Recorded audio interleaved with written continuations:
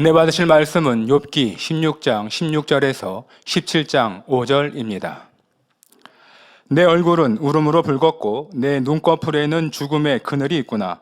그러나 내 손에는 포악이 없고 나의 기도는 정결하니라. 땅아, 내 피리를 가리우지 말라. 나의 부르짖음으로 쉴 곳이 없게 되기를 원하노라. 지금 나의 증인이 하늘에 계시고 나의 보인이 높은 데에 계시니라. 나의 친구는 나를 조롱하나 내 눈은 하나님을 향하여 눈물을 흘리고 사람과 하나님 사이에와 인자와 그 이웃 사이에 변백하기를 원하노니 수년이 지나면 나는 돌아오지 못할 길로 갈 것임이니라. 나의 기운이 쇠하였으며 나의 날이 다하였고 무덤이 나를 위하여 예비되었구나. 나를 조롱하는 자들이 오히려 나와 함께 있으므로 내 눈이 그들의 격동함을 항상 보는구나. 청컨대 보증물을 주시고 친히 나의 보주가 되옵소서. 주 외에 나로 더불어 손을 칠 자가 누구리이까? 주께서 그들의 마음을 가리워 깨닫지 못하게 하셨사오니 그들을 높이지 아니하시리이다.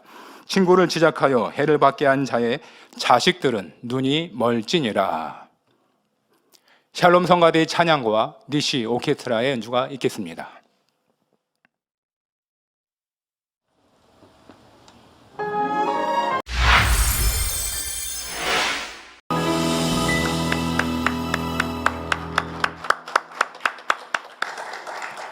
당회장 직무대행 이순희 목사님께서 욥기 강의 43번째 욥의 자기주장 제하의 말씀을 증거해 주시겠습니다. 특성으로 영광 돌려주신 김진희 권사님 감사드립니다. 여러분도 치료받고 응답받았던 그때 그 은혜를 잊지 않고 더 키워가신다면 우리의 감사가 넘칠 것이고 또 영원히 잘 되어 축복받는 삶을 살아가실 텐데요. 받은 은혜가 무엇인지 생각해 보시면 좋겠습니다. 강단 헌화 소개합니다. 헌화자는 해외 지교회입니다. 창립 22주년을 맞기까지 지켜주시고 살아계신 하나님을 늘 만나고 체험하는 신앙생활할 수 있도록 인도해 주신 삼위일체 하나님께 감사와 영광을 돌립니다. 칠흑같이 어두운 세상 속에서 헤매든 저희들을 생명의 말씀을 통해 진리 가운데 이끌어 주신 당의자님께 감사드립니다.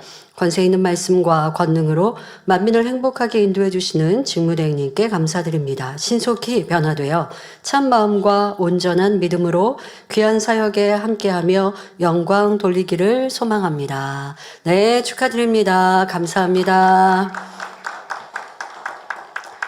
지난주는 부활절로 부활 공연이 있었습니다. 공연에 동참해 주신 모든 분들께 감사를 드리고요. 또 갑자기 장소가 변경되었는데 열심히 또 수고해 주시고 봉사해 주신 우리 레이족들을 비롯하여 모든 일꾼들께 성도님들께 감사를 드립니다. 또 우리 모든 성도님들이 저는 다 감사한데요. 대전에 오신 분들도 감사하고 그런데 대전에서는 이제 여러분들이 보셨던 성전보다 더 큰데 우리가 공연 무대를 이미 다는 지금 이 스크린으로 LED로 다 가려져 있고요. 그 뒤부터가 사실 이제 성도님들석인데도 무대로 이렇게 만들어졌어서 성도님들 들어오시는 수가 한정적이었습니다. 그래서 오시고 싶어도 못 오신 분들이 너무 많으실 텐데 각 처소에서 가정에서 또 함께 충만히 찬양하시고 하나님께 영광 돌리신 우리 모든 성도님들께도 감사를 드리고요. 또 해외 곳곳에서 은혜 받았다라는 그런 리뷰도 보내주고 계시는데요.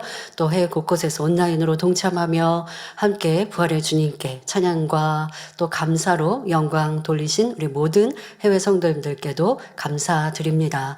또 우리는 어떤 환경 조건이든 간에 아버지를 믿는 믿음 또 주님의 부활같이 우리도 부활할 것을 소망하기에 행복으로 기쁨으로 찬양하였는데요. 아버지 하나님께서 어느 때보다도 더 큰 은혜를 부어주신 것 같습니다. 그래서 저는 이제 공연자로서 그런 고백을 했습니다. 우리가 준비한 것 그 이상으로 아버지 하나님께서 은혜를 부어주시니 우리가 한 것이 아니고 오직 아버지의 은혜다라는 고백을 하였는데요. 그런 좋으신 아버지 하나님께 감사를 드립니다.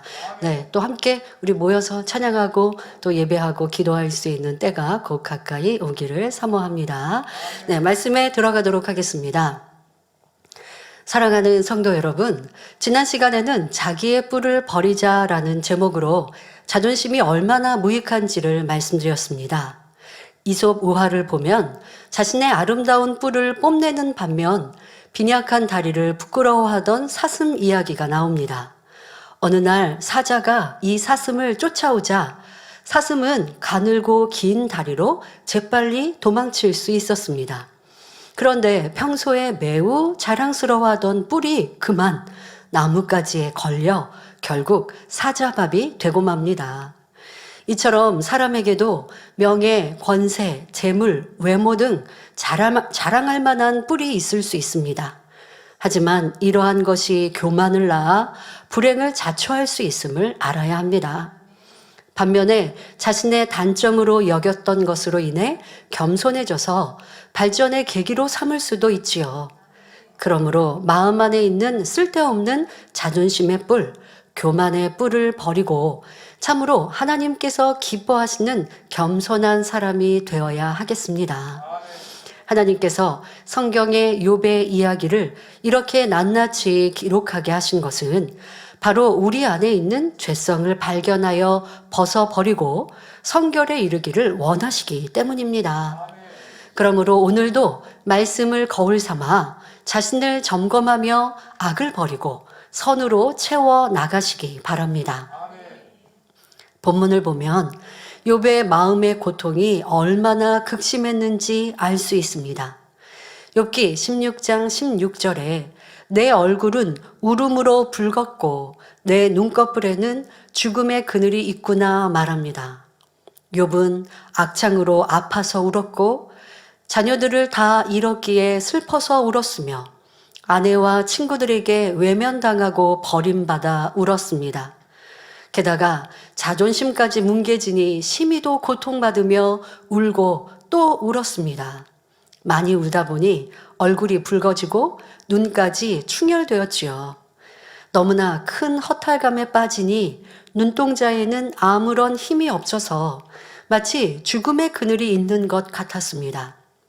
이럴 때 눈물로 탄식할 것이 아니라 전능하신 하나님께 나아가면 하나님께서 해결자가 되어주실 텐데 욥은 하나님을 의지하지 못하고 자포자기 상태로 울 수밖에 없었습니다.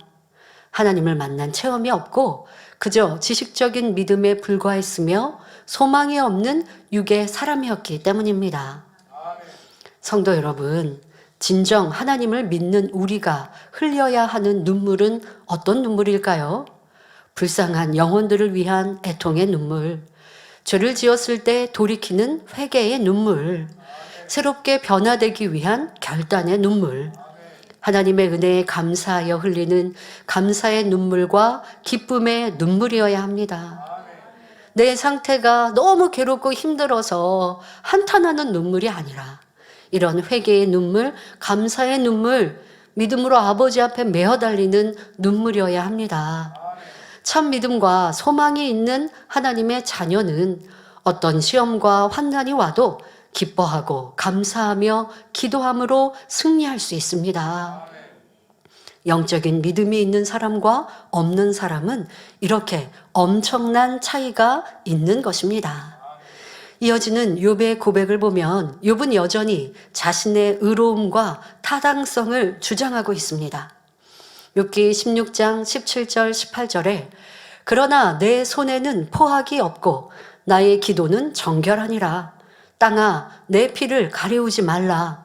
나의 부르짖음으로 쉴 곳이 없게 되기를 원하노라 말합니다. 욥은 자신의 손에 포악이 없다 말하는데 포악이란 몹시 잔인하고 난폭함을 뜻합니다. 욥의 말처럼 욥의 손에 포악이 없었던 것은 사실입니다. 사람의 마음에 있는 것이 행함으로 나오는 것인데 욥은 행함으로 나올 만큼 악하지는 않았습니다. 그러나 입으로는 많은 악을 쏟아내었지요. 그만큼 마음이 진리로 변화되어 있지 않았음을 말해주는 것입니다. 또 욥이 나의 기도는 정결하다고 말하는데 이는 지금까지 자신이 쏟아낸 말들이 얼마나 합당하지 않은지를 여전히 깨우치지 못하고 있음을 나타냅니다. 이어서 욥은 땅아 내 피를 가려우지 말라고 말합니다. 이는 자신은 의롭고 정결하기 때문에 땅에게 자기의 옳고 타당함을 덮지 말라고 말하는 것입니다. 그리고 나의 부르짖음으로 쉴 곳이 없게 되기를 원하노라고 한 것은 욥 자신이 계속 부르짖어 말할 수 있게 해달라는 것이지요. 세상에서는 흔히 억울한 일을 당했을 때 하늘이 알고 땅이 알고 있다며 자신의 옳음을 주장하는 것처럼 욥도 지금 비유를 들어 자신의 처지를 외치고 있는 것입니다. 그런데 하나님의 자녀는 굳이 하늘이 알고 땅이 안다는 표현을 사용할 필요가 없습니다. 시편 139편 1절부터 4절에 여호와여 주께서 나를 감찰하시고 아셨나이다. 주께서 나의 앉고 일어섬을 아시며 멀리서도 나의 생각을 통촉하시오며 나의 길과 눕는 것을 감찰하시며 나의 모든 행위를 익히 아시오니 여호와여 내 혀의 말을 알지 못하시는 것이 하나도 없으시니이다 말씀한 대로 하나님께서 다 아시기 때문입니다.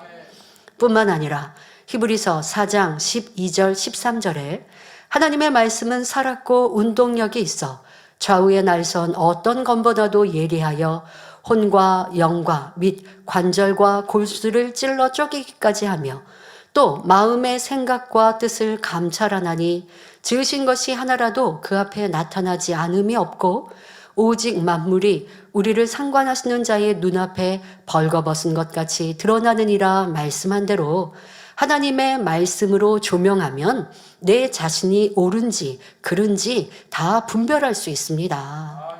하늘이 알아, 땅이 알아 라고 말할 필요가 없고 아버지 하나님이 다 아신다는 거예요. 또 내 스스로 진리, 말씀으로 비춰보면 옳고 그름을 분별하여 정확히 자기 스스로를 볼 수 있죠. 자, 그러면 된 것이죠. 자, 말씀을 통해 마음을 세밀히 들여다볼 때 죄악을 발견해 버릴 수 있고 그런 만큼 영혼이 잘되고 강건하며 형통한 복을 누릴 수 있습니다. 또 하나님 앞에서는 그 누구도 그 무엇도 감출 수가 없지요.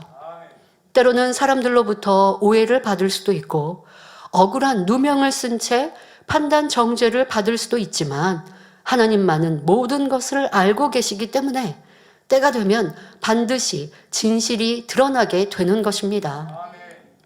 그러므로 정말 중요한 것은 하나님 앞에서 어떻게 행하느냐입니다. 당장은 손해보는 것 같고 억울하게 당하는 것 같아도 모든 것을 하나님께 맡기고 말씀에 순종하면 하나님께서 기뻐하시고 합력하여 선을 이루어 주십니다. 그런데 많은 성도들이 이런 하나님을 의지하고 믿어드리는 것이 아니라 주변 사람들에게 하소연하며 불평, 원망하며 원통함을 호소합니다. 그러면서 내가 누군가를 붙들고 또 나를 이해해주고 내 편인 사람에게 자기 변명을 하죠. 욥처럼 자기 편에서 자기 주장. 그 주장이 맞아서가 아니라 그냥 내 편에서 내가 옳다고 막 주장합니다. 그런데 상대방 또한 분별하지 못하면 아 그래 나를 옹호할 수 있는데요. 상대방이 정확히 분별하면서 그거는 잘못된 것 같다 라고 말하면 또 속상하죠. 그래서 또 웁니다. 나를 이해해주지 않는 것 같아 웁니다. 또 아무리 상대방이 날 이해한다고 문제가 해결됩니까? 그렇지 않잖아요. 그러니 또 괴로워옵니다. 이것은 믿음이 아니요 하나님을 붙드는 참 신앙이 아니라는 것을 알아야 합니다. 이는 하나님을 믿는 믿음이 부족함이며 자신에게서 문제의 원인을 찾지 못하는 모습이지요. 그러니 이렇게 시간이 흐른다고 한들 문제는 해결되지 않는 것입니다. 세상 사람은 그렇게 살아가요. 그러다가 어떻게 하다가 문제가 해결되면 그러면 너무 기쁘고 즐겁게 살 수 있지만 대다수 문제 해결 못하고 왜? 원인을 찾지 못하니. 그러니 불평, 원망 속에 내가 죽지 못해 살아가는 삶들로 살아가는 인생들이 많이 있습니다. 그러나 하나님을 믿는 하나님의 자녀요 신앙인이라 하면 사람을 붙들고 하소연을 하고 또 내 삶이 원통하여 눈물 속에 고통 속에 그늘져 사는 것이 아니라 아버지 하나님의 말씀으로 나를 비춰보고 잘못된 것, 부족한 것을 자신에게서 찾아 해결하면 문제 또한 해결받을 수 있는 것입니다. 이어서 욥기 16장 19절에 욥은 지금 나의 증인이 하늘에 계시고 나의 보인이 높은 데 계시니라 말합니다. 증인이란 증거로 서는 사람이며 보인이란 보증으로 서는 사람을 말합니다. 욥의 모든 결백을 증거할 분과 보증될 분이 하늘 높은 데 계시다는 것입니다. 이 땅에서 자기를 구해줄 사람이나 문제를 해결해 줄 사람이 없고 오직 해결해 줄 수 있는 분이 있다면 하나님밖에 없다는 것이죠. 자, 이 문장을 들으면 야, 이제 욥이 정신을 차렸구나. 이제 하나님만 의지하는구나 라고 느껴지면 좋은데, 그렇게 보여주면 좋은데, 그런 의도로 말하면 좋은데 욥은 그렇지 않고 있거든요. 그러니까 이 또한도 하나님께서 해결해 주셔야 해결되는데 하나님이 해결해 주시지 않으니 하나님은 나쁜 하나님이라고 말하고 있는 것이에요.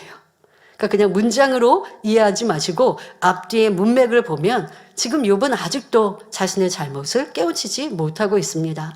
그러면서 욥기 16장 20절부터 22절에 말하지요. 나의 친구는 나를 조롱하나 내 눈은 하나님을 향하여 눈물을 흘리고 사람과 하나님 사이에와 인자와 그 이웃 사이에 변백하시기를 원하노니 수년이 지나면 나는 돌아오지 못할 길로 갈 것임이니라 말합니다.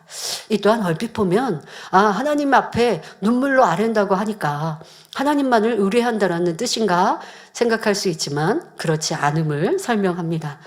욥의 친구들과 아내, 일가 친척, 종들까지 욥을 조롱하는 상황이므로 욥은 지금 같은 고백을 합니다. 욥은 친구들이 자기를 조롱한다고 생각하지만 친구들이 보기에는 욥이 너무나 옳지 않기 때문에 그러한 반응을 보인 것입니다. 지금까지 욥의 친구들은 욥을 계속 질타했었죠. 그런데 욥의 입장에서는 친구들이 잘못되었다. 지금 나는 억울하다 말하지만 욥의 친구들은 욥을 볼 때 그게 아니에요. 지금 우리는 너한테 해줄 말을 하고 있는데 너가 인정하지 않는다. 지금 서로 계속 상대만 잘못되었다 말하고 있습니다. 욥과 친구들은 서로 자기 자신은 옳고 상대는 틀렸다 말하며 상대가 나를 무시한다고 주장하고 있습니다. 욥의 친구들 편에서도 욥이 친구들을 무시했다라고 생각하면서 점점 그 권면에서 질타로 저주까지 가지 않습니까? 서로 이렇게 오해를 쌓고 있습니다. 자, 이럴 때는 서로 자기가 옳다 주장할 것이 아니라 진리 말씀으로 분별해야 합니다. 또한 욥은 하나님을 향하여 눈물로 애원하고 있는데 이 방법은 옳지 않습니다. 하나님 말씀은 기뻐하고 기도하고 감사하며 믿음을 가지고 하나님 앞에 아뢰라고 하였습니다. 그러나 욥은 반대로 원망과 탄식, 정죄와 판단 속에서 하나님 앞에 눈물을 흘리고 있으니, 그러니까 눈물을 흘려도 앞에 말한 애통의 눈물이면 괜찮아요. 내 죄를 인정하고 다시는 이런 죄 짓지 않겠습니다. 아버지 하나님 용서해 주세요. 내가 또 이렇게 죄를 지으니 주님을 십자가에 다시 못 박는 그런 악인이요 죄인입니다. 용서해 주세요. 이런 애통의 회개의 눈물이라면 하나님께서는 받으시는데 지금 욥의 눈물은 그러한 눈물이 아니라 불평과 원망 섞인 눈물을 흘리고 있습니다. 자, 이럴 때는 어떠한 역사가 일어나는 줄 아십니까? 사단이 역사합니다. 그러한 눈물, 그러한 입술의 고백은 사단이 역사하여 더욱 질병이 심해지고 고통이 커질 수밖에 없는 것입니다. 욥이 지금 계속 그리하고 있는 것 여러분들이 보고 계십니다. 그런데 우리의 삶에서도 동일합니다. 눈물을 흘린다 할지라도 내가 다니엘 철야에 찬양하며 눈물을 흘리고 기도하며 회개 시간에 눈물을 흘린다 할지라도 그 눈물의 의미가 무엇인가 여러분들이 스스로 점검해 보셔야 돼요. 내 삶이 너무 힘들고 내가 지금 아픈 데가 너무 고통스러워서 누구도 나를 도와줄 사람이 없어요. 지금 욥과 같이 누구도 나를 도와줄 수 없으니 하나님밖에 나를 도와주실 수 없습니다라고 천보여오지옵소서 손을 들었지만 불평과 원망의 눈물은 하나님께서 그 손을 붙들지 않으신다는 것입니다. 그러나 나를 철저히 낮추고 인정하며 회개할 때, 그렇습니다. 내 잘못입니다. 내가 악했습니다. 내가 판단했고, 내가 정죄했고, 내가 아버지의 은혜를 저버렸습니다 하고 나의 잘못된 것을 발견하여 철저히 회개하고 돌이켜 빛 가운데 살아가면 원수마귀 사단의 역사는 끝나는 것이요, 하나님이 역사하셔서 문제를 해결해 주시고 응답으로, 축복으로 바꿔주시는 것입니다. 욥은 자신이 항상 옳다고 주장해 왔기에 모든 문제를 사람과 하나님 사이에 변백하기를, 즉 변명하기를 원한다고 말하고 있습니다. 나는 옳은데 하나님께서 나의 옳음을 인정하지 않으시고 이렇게 연단을 허락하시고 고난을 허락하시는데 내가 하나님 앞에도 나의 깨끗하고 온전함을 주장할 수 있어 라고 말하고 있는 것인데요. 이는 참으로 큰 교만이지요. 자, 변명이란 옳고 그름을 가려 사리를 밝히는 것을 의미합니다. 그런데 여기서 욥은 이제 사람들, 인자 앞에서 또 사람들 앞에서 하나님 앞에서 자신의 옳음을 내가 변명하고 주장하겠다라고 말하고 있는데요. 여기서 지금 인자라고 말한, 욥이 말한 인자의 의미는 보통 사람을 말하는 것이 아니라 사람의 본분을 갖추고 의와 선을 구별하며 그 도의를 지켜나가는 사람을 뜻합니다. 욥은 자기를 알고 있는 모든 사람들, 즉 인자, 사람들, 그냥 보통 사람이 아닌 이렇게 정도를 쫓고 옳은 길을 가는 이런 인자, 이런 사람들도, 또 이웃 사람, 욥에 관한 소문을 듣고 아는 모든 사람들 앞에 변명하기를 원했습니다. 나는 지금같이 이렇게 죄인 취급받을 이유는 하나도 없다라고 주장하기를 원하고 있는 것입니다. 사람들은 욥이 하나님으로부터 징계받은 죄인이라고 생각할 것이니 이에 관해 해명하고 싶었던 것이지요.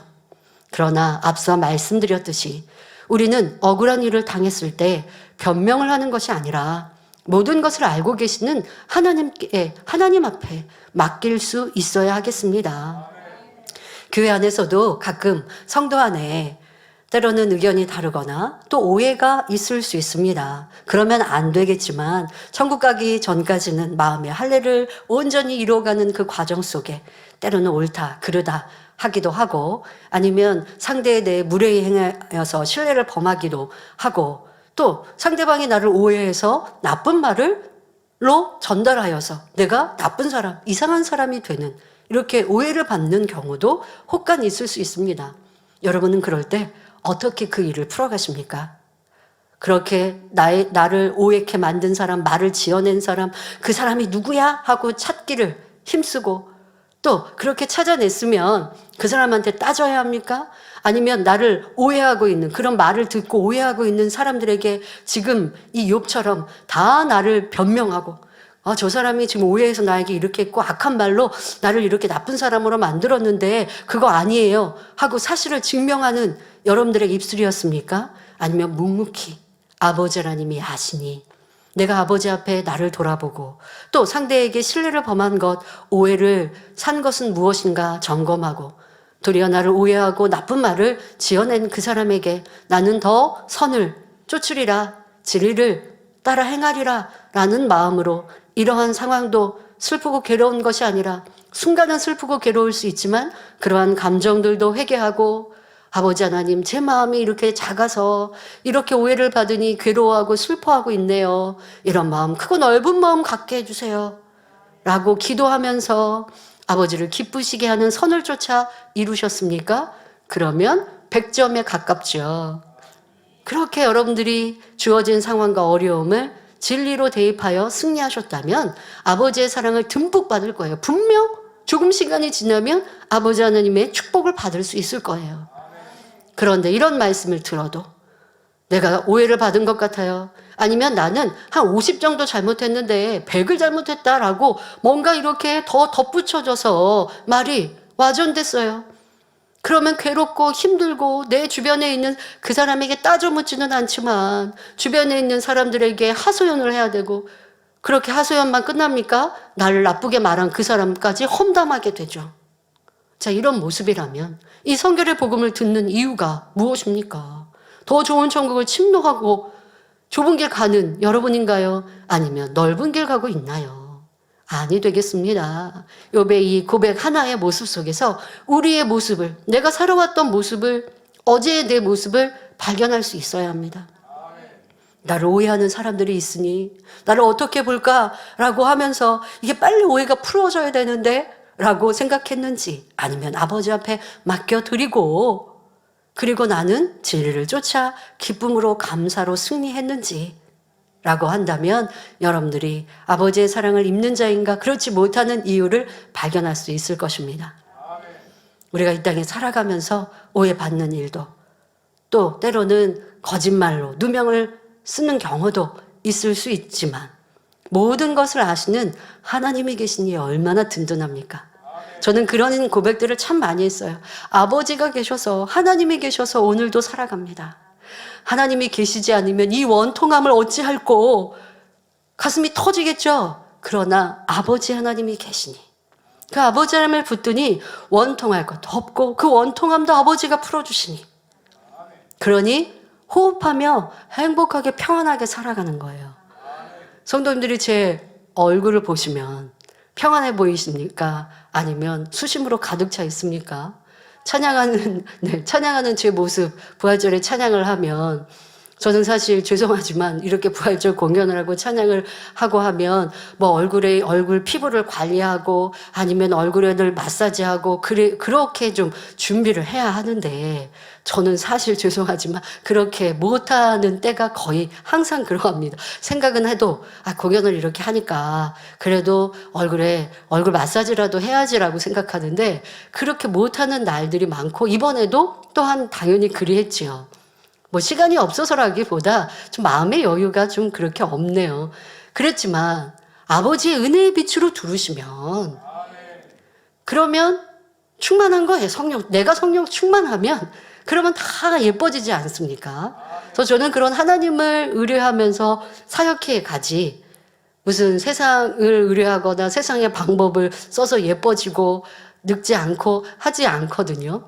그런데 아버지 하나님께서 그렇게 보장해 주시고 붙들어 주시니까 감사하죠.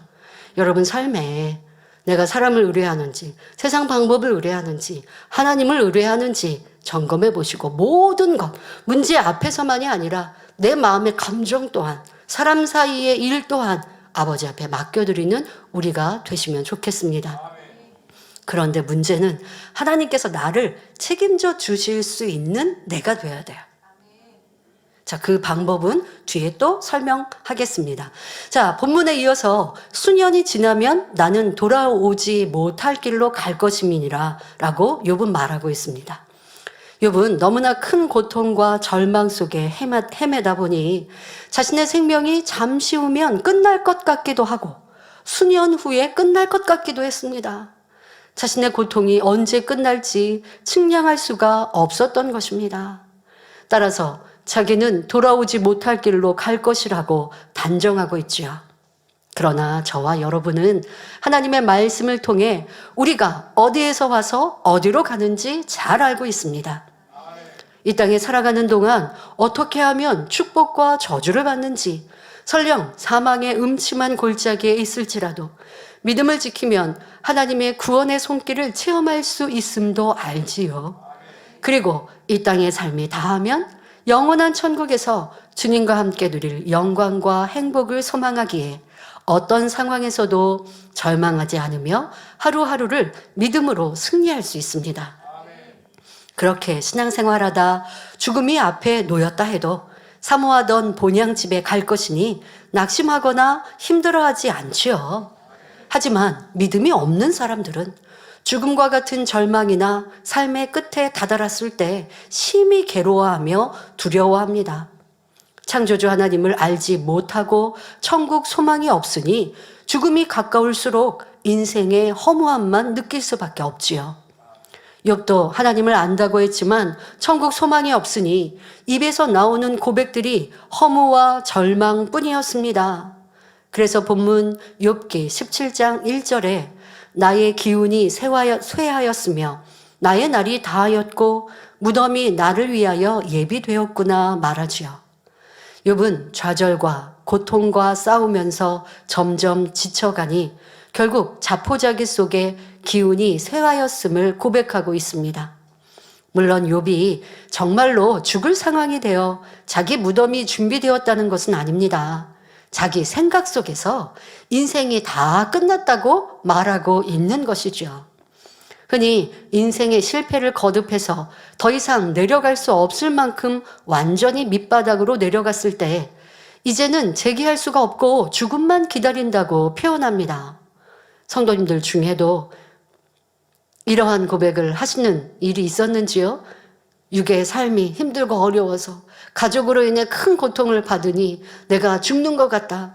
죽음이 나를 기다린다라고 표현한 분, 자포자기의 고백을 하신 분들이 있습니까? 그런데요, 꼭 육적인 삶에서만 아니고요, 신앙 안에서도 이런 자포자기와 같은 고백을 하는 분들도 있는데 이 또한 고쳐야 합니다.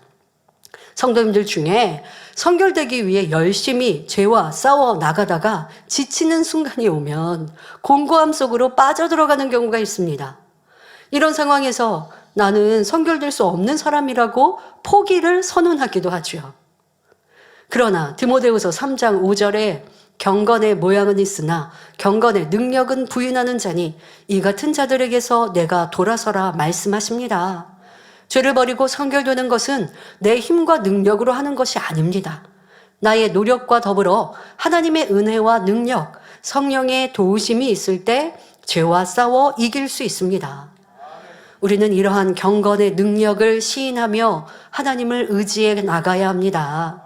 그런데 하나님을 의지하지 않고 내 노력만으로 하려다 보니 힘이 들고 결국 좌절 가운데 경건의 능력까지 부인하고 마는 것입니다. 그러나 경건의 능력은 하나님께서 주시는 것이므로 결코 이를 부인하는 일은 없어야 합니다. 자, 여러분들 변화되기 위해 성결되기에 이렇게 왔는데, 믿음의 성장을 위해 지금까지 왔는데, 근데 주변에 있는 사람 보니까 믿음이 좋은 사람도 믿음을 잃어버리기도 하고 시험 들고 낙심하기도 하는데 하면서 이제 믿음의 경주에 대해 포기하신 분들 계십니까? 내가 저 사람 보니까 내가 열심히 달려가봤자 또 넘어질 수 있는데 하고 핑계 대셨습니까? 그런 핑계는 스스로가 힘들어서 그냥 자포자기 하고 있는 건데요. 절대 안 됩니다. 또 우리 성도님들 그런 말씀하시죠. 내가 변화되려고 기도하는데 또 악이 나오고요. 버렸나 싶은데 또 악이 드러나고 이거 언제 변화됩니까? 라고 말씀하시는데 내가 하려 하지 마시고 아버지 앞에 맡겨드리면서, 그러나 우리는 주님 오실 때까지 변화되기 위한 노력은 계속해야 돼요. 그래서 많은 성도들이 왜 지쳐하냐? 어느 만큼 하다가 이제 그만하고 싶거든요. 그걸 꾸준히 계속하는 게 힘든 거예요. 지속적으로 계속하는 게 힘든 거예요. 그냥 어느 만큼 해서 믿음이 성장하고 나면 그때는 내가 인정도 받고 칭찬도 받고 쉬엄쉬엄 가고 싶은 거예요. 그럴 수 없어요. 멈추다가는 여러분들이 도리어 믿음을 잃어버리면 안 되잖아요. 그런데 자꾸 쉬고 싶은 우리 육의 모습, 육의 속성이 그렇단 말이에요. 신앙 안에서도 변화되기 위해 경계하고 오늘도 내일도 오늘 매 순간도 내 말과 생각을 말씀에 점검하고 그렇게 긴장하며 사는 것, 처음에는 긴장하지만 이게 습관이 되면 힘들지 않거든요. 그렇게 여러분들이 가야 하는데 그렇게 온전히 습관이 되기까지 너무 힘들게 무겁게만 생각하시다 보면 이게 포기하게 되는데요. 그래서는 안 됩니다. 그래서 영적으로 이 욥과 같이 내가 낭망하는 고백들, 이런 고백들이 있지는 않았는가. 또 더더욱 연단의 때에 그러한 고백들, 또 어떤 분들은 지금까지 이루었던 신앙 자체를 그렇게 부정해버리고 부인해버린다면 이 얼마나 어리석은 모습인지요. 그런 모습이 있었다면 철저히 회개해야 할 것입니다. 나는 할 수 없지만 아버지 하나님의 은혜와 능력은 할 수 있습니다. 자, 예를 들어서 세상에서는 수십 년 동안 술과 담배를 즐기던 사람이 이제 건강을 위해 끊어야겠다 결단하고 노력해도 끊기가 쉽지 않습니다. 그런데 이런 사람도 전도를 받아 교회에 나오면 하나님의 은혜가 임하여 그 즉시 술, 담배를 끊게 되었다는 간증들이 많지요. 이처럼 경건의 능력은 하나님께서 주시는 것임을 깨달아 범사에 하나님을 의지할 수 있어야 하겠습니다.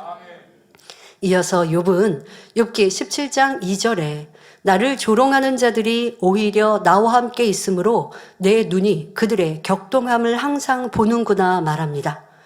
욥은 친구들이 자신을 위로해 주기는커녕 도리어 조롱하고 있다고 말합니다.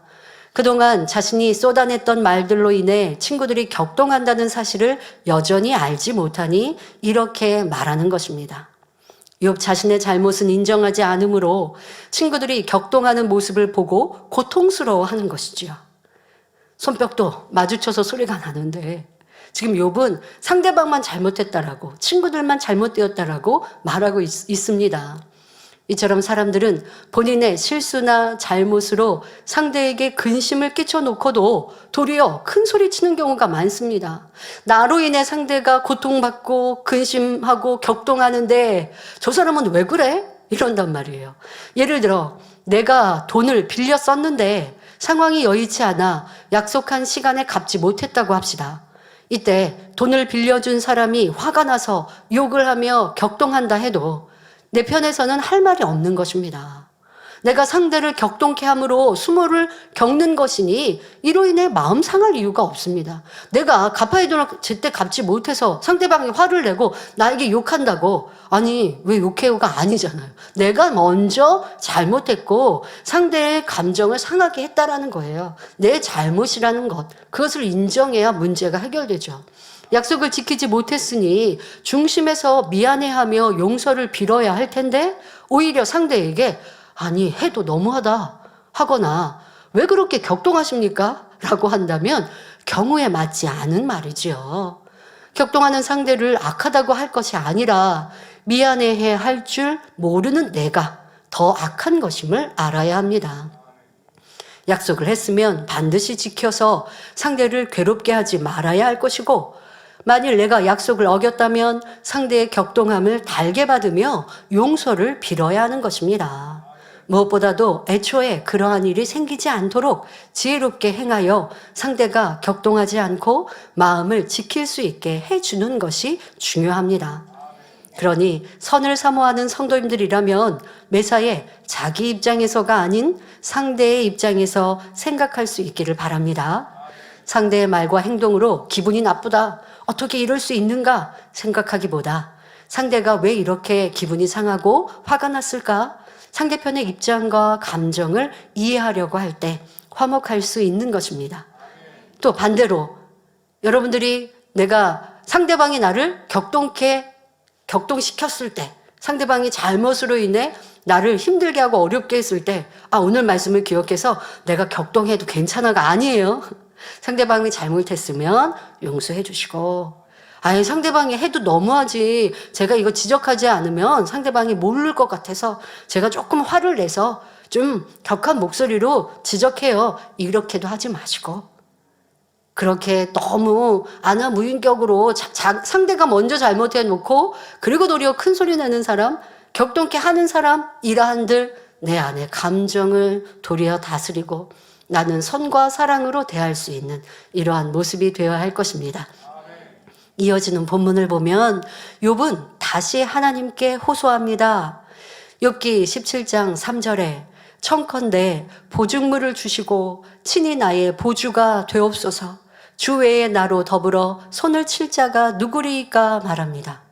보증물이란 어떤 사물에 대해 틀림없음을 책임지는 증표이며 보주란 보증인을 말합니다.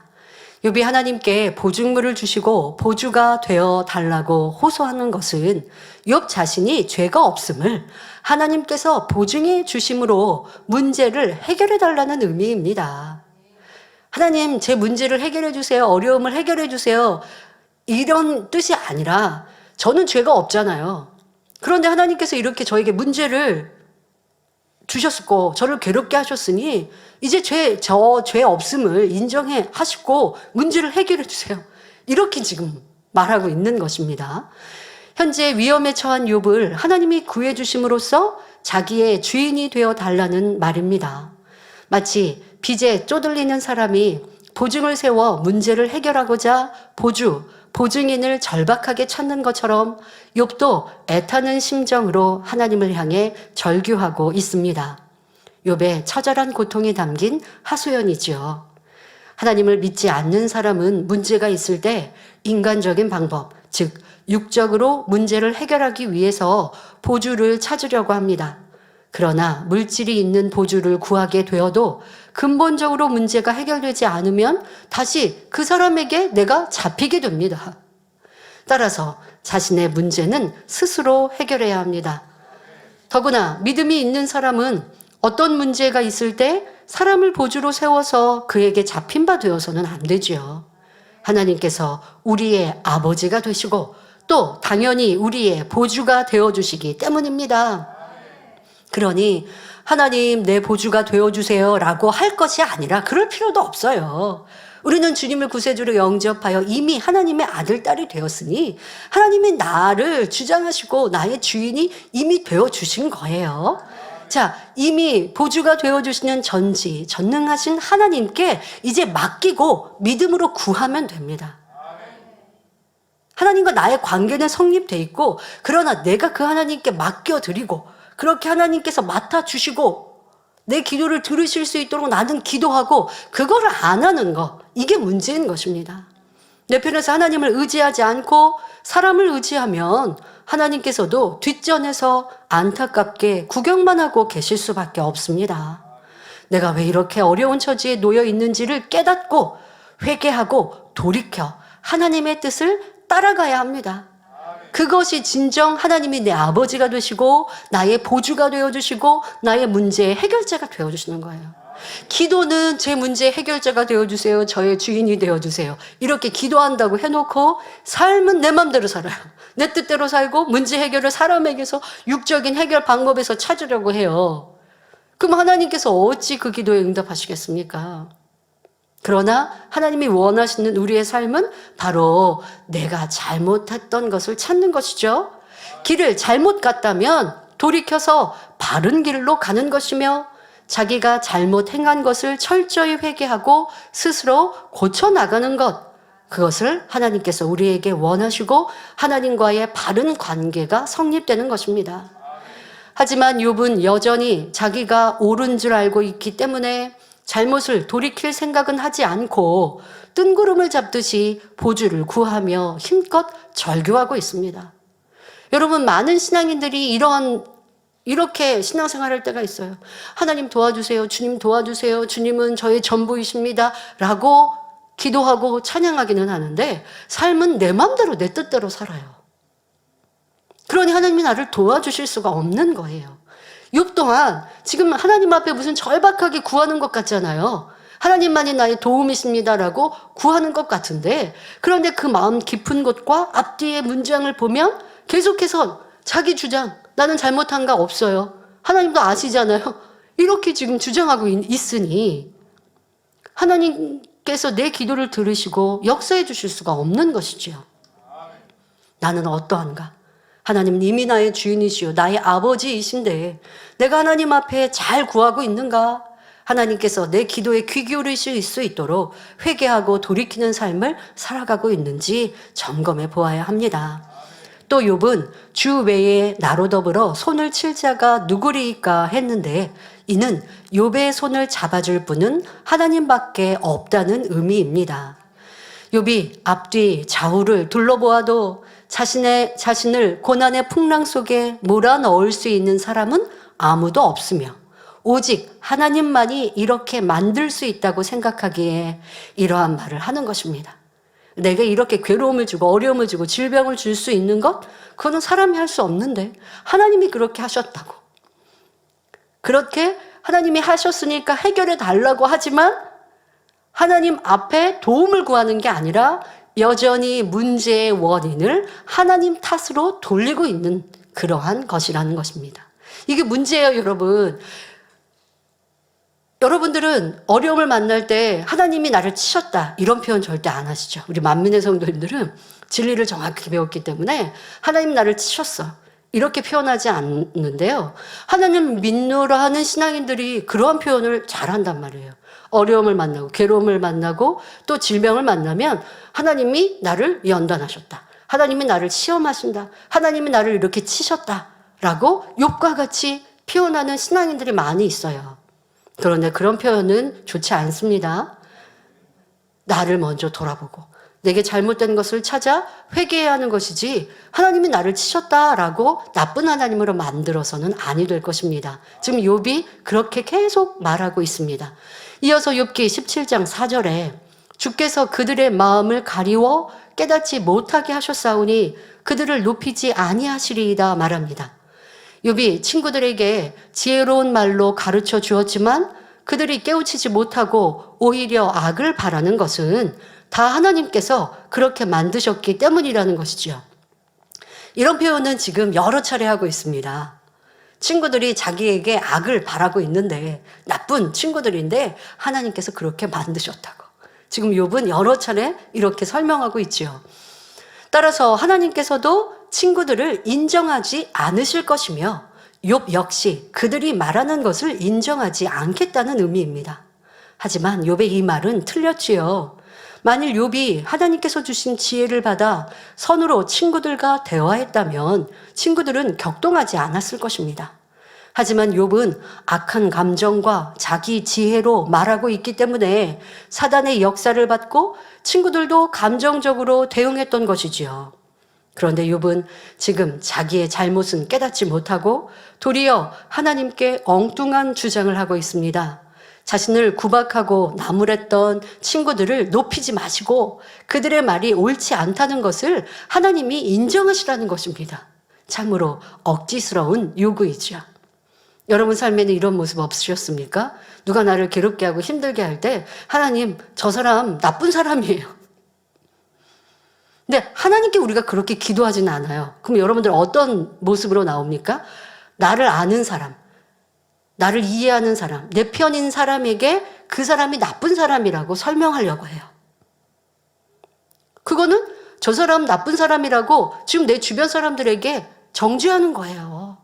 지금 욥은 하나님 앞에 친구들이 나쁜 사람들이라고 하나님 그렇게 인정해 주세요 라고 표현하고 있는데요. 감히 우리가 하나님 앞에 그런 악한 기도는 한 적이 거의 드물겠죠. 이 진리를 배운 성도님들이라면. 하지만 여러분들이 그렇게 살고 있지는 않았는지, 그런데 입술은 아니었는지, 마음은 그리했다는 거예요. 어떻게? 내 주변 사람들에게 나를 괴롭게 하고 힘들게 하는 사람을 험담했고 그 사람을 시시비비했고 그로 인하여 주변 사람들이 나쁜 사람으로 오해하게 만들고 나쁜 사람으로 생각하게 만들었잖아요. 그렇게 대화하다가 함께 대화했던 사람이 그 사람 그렇게까지 나쁜 것 같지 않은데 라고 만약에 내 편이 아니라 상대방 내가 싫어하는 그 사람 편을 대보세요. 그럼 여러분 감정 상하죠. 이게 얼마나 악한 내 모습이었는가. 욥이 지금 이렇게 억지스럽게 하나님께 말하고 있는 모습 참 악하잖아요. 나를 힘들게 하고 구박하는 이 친구들, 하나님 그 친구들 인정하지 마세요 라고 이렇게 구하고 있는데 어떻게 그럴 수 있습니까? 생각되겠지만 우리의 삶에 우리의 모습에 참 그렇단 말이에요. 싫은 사람, 그 제3자를 두고 여러 사람 또 주변에 있는 사람에게 그 사람이 잘못한 것, 실수한 것, 허물된 것 아니면 또 덧붙여서 전하고 말함으로 함께 나쁜 사람으로 생각해주면 좋겠어요. 여러분 이러한 악을 내 안에서 제해버려야 합니다.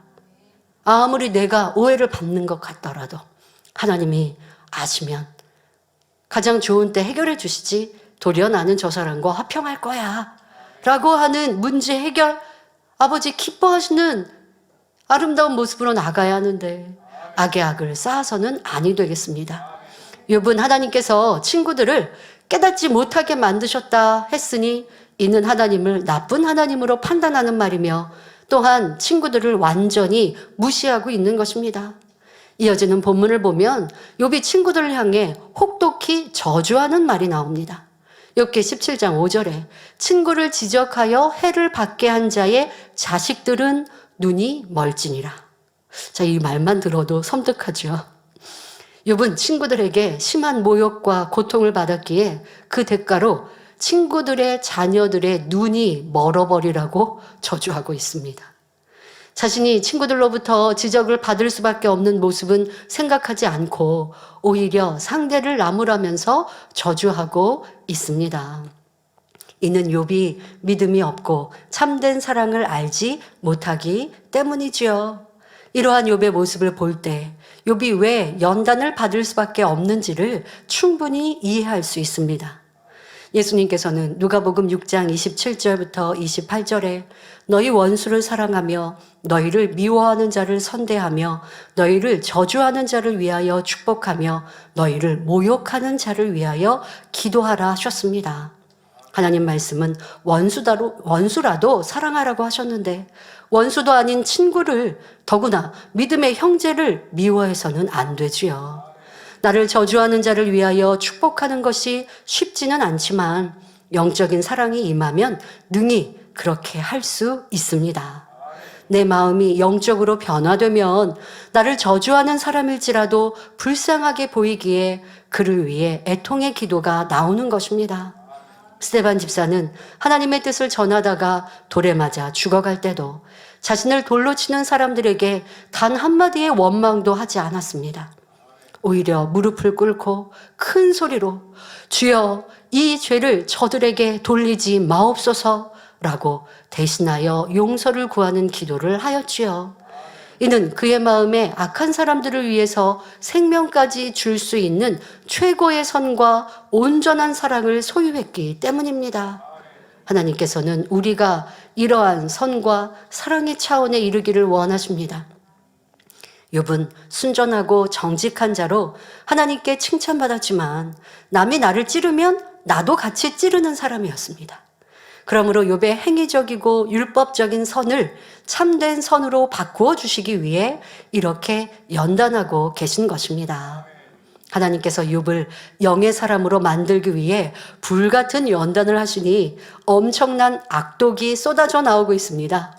친구들이 욥을 찌르니 욥은 친구들을 갑절로 찌르고 있지요. 연단을 통해 욥에게 숨겨져 있는 악이 드러나게 하신 것입니다.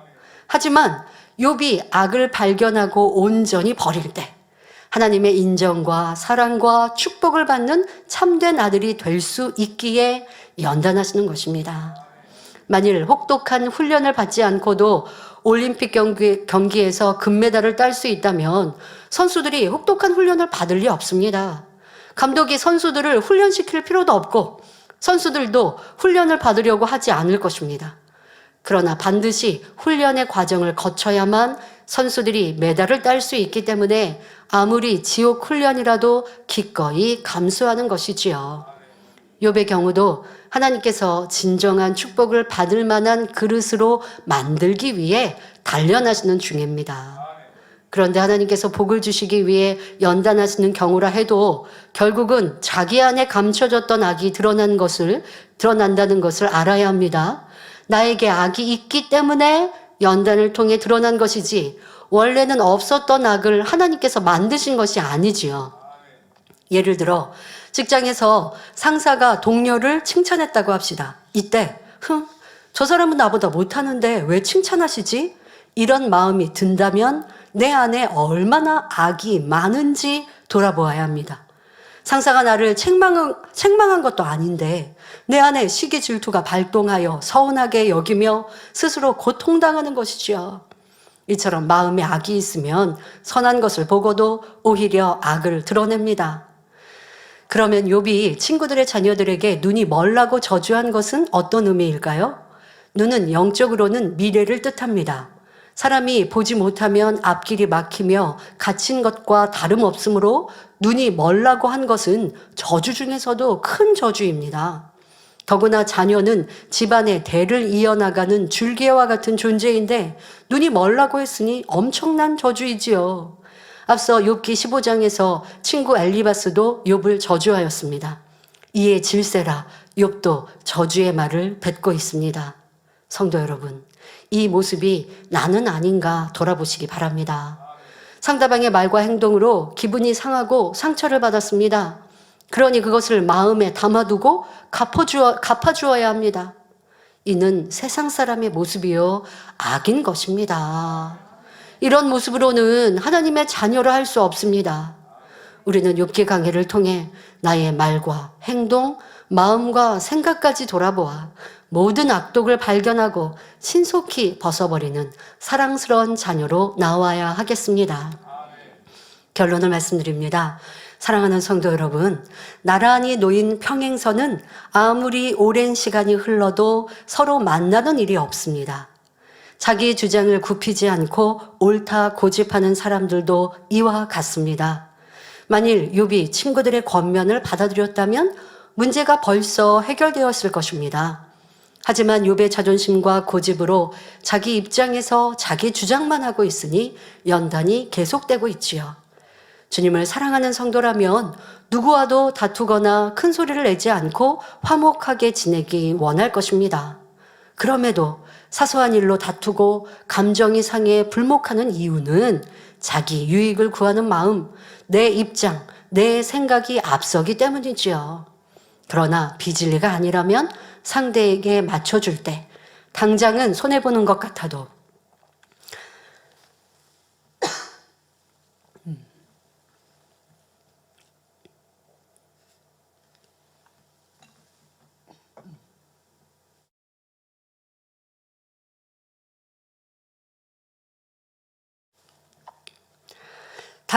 당장은 손해보는 것 같아도 그 자체가 하나님의 기쁨이 되므로 결국 응답과 축복으로 돌아옵니다. 그러므로 마치 소금이 맛을 내기 위해 형체도 없이 녹아지는 것처럼 내 감정, 내 유익, 자존심, 나 보기에 의로움을 벗어버리고 희생하고 양보하는 주님의 마음을 닮아가시기 바랍니다. 그리하여 주님 앞에 당당히 서며 내 사랑하는 신부라 칭찬받는 모든 성도님들이 되시길 주님의 이름으로 축원합니다. 말씀 상고하며 기도하시겠습니다.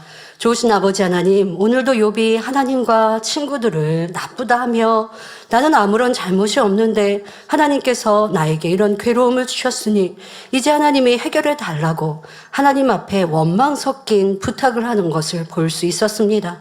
그리고 친구들을 자녀들까지 빗대어 저주하는 이러한 악한 말을 쏟아냅니다. 나의 모습에는 이러한 악이 있지 않은지 점검하고 돌아보고자 하는데 깨우치게 하옵소서. 지난날 나의 말과 생각과 마음에 이러한 악은 있지 않았는지 점검하게 하시고 발견하게 하옵시고 놓치지 않고 나를 인정하여 벗어버리는 변화되는 우리 모두 되게 하여 주옵소서.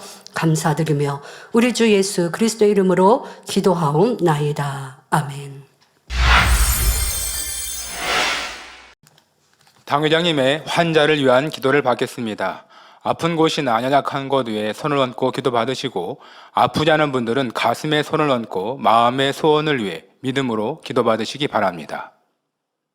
할렐루야. 전능하신 사랑의 아버지 하나님, 이 시간 기도 받는 모든 성도님들 위해 안수하여 주옵소서.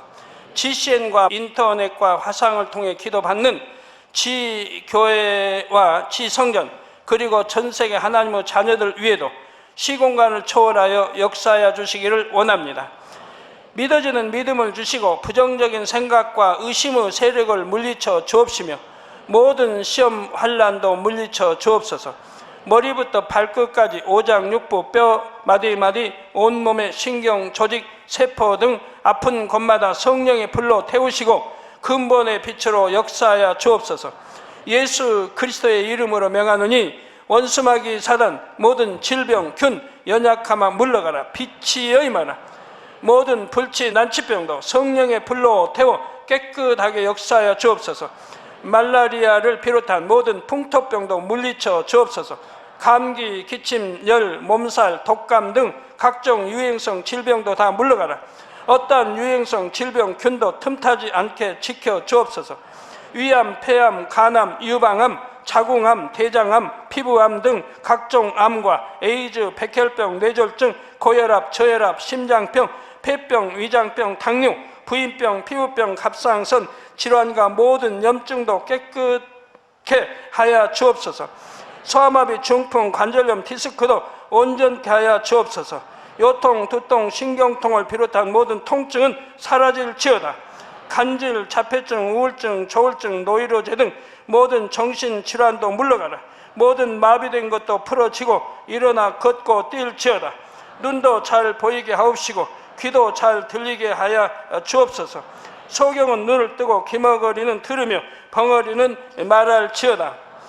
각종 사고 후유증도 깨끗게 하시고 부러진 뼈도 붙여 주옵소서. 화상 입은 것도 온전케 하옵소서. 화기야 물러가라. 열도 물러가라. 아버지 흉터도 나지 않게 역사해 주시기를 원합니다. 마약을 비롯하여 각종 약물과 독극물 중독도 깨끗함을 입을지어다. 죽은 신경과 세포가 살아나며 죽은 자도 살아나게 하여 주옵소서. 잉태의 축복도 주시기를 원합니다. 잉태 축복을 받으라. 예수 그리스도의 이름으로 명하노니 원수마귀 사단아 하늘 공중 곳에 잡은 악의 영들아 물러가라. 그의 사자들도 물러갈지니라. 이 땅의 악한 영, 더러운 영, 거짓되고 간사한 영, 이간질하고 미혹하는 모든 어둠들은 물러가라. 모든 흉악의 결박을 풀고 어둠아 물러가라. 빛이여 임하라. 아버지 하나님, 부르짖어 기도할 수 있는 능력을 주시고 죄를 버리고 성결될 수 있는 능력을 주옵소서. 영혼이 잘됨같이 범사에 잘되게 하시고 가정의 복음화도 이루어 주시길 원합니다. 한 주간도 모든 사고와 재앙으로부터 지켜주시고 불통이 없는 형통한 삶을 살 수 있도록 축복해 주옵소서. 성령의 불담으로 천군 천사와 주님의 불꽃 같은 눈동자로 모든 하나님의 자녀들과 가정, 일터, 사업들을 지켜주시기를 원합니다. 학생들에게 지와 명철을 더하시고 공부도 할 수 있는 뜨거운 마음과 열정도 더하여 주옵소서. 마음과 생각을 세상에 빼앗기지 않도록 지키시고 하나님을 뜨겁게 사랑하는 학생들로 축복하여 주옵소서. 하나님의 자녀들이 먹으나 마시나 입으나 무엇을 하든지 하나님 앞에 영광 돌리는 삶이 되게 축복하여 주시기를 원합니다. 나는 하나님을 만났노라, 체험했노라, 응답 받았노라, 축복 받았노라, 간증하는 입술이 되게 역사하여 주옵소서. 아버지 하나님 감사합니다. 홀로 영광 받으옵소서. 우리 주 예수 그리스도의 이름으로 기도하옵나이다. 아멘. 涙の中おらる主、愛の主、それは命与える救いの道。